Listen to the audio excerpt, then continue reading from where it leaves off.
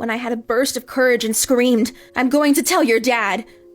And he responded, "Who do you think they are going to believe?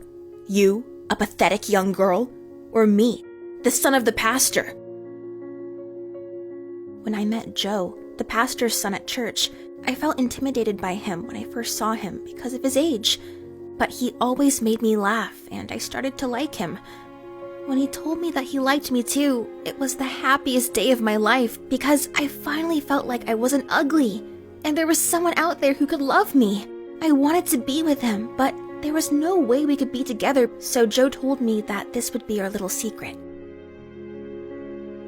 Joe started to get very jealous of every move I made. He would keep an eye on whom I talked to and would often get angry about my friends.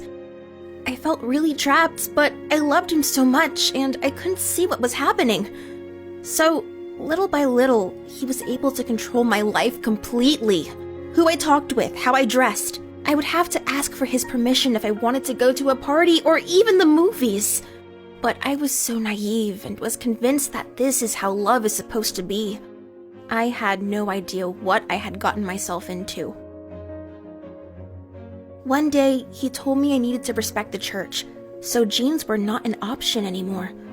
That I had to wear a skirt for our next service or he would dump me.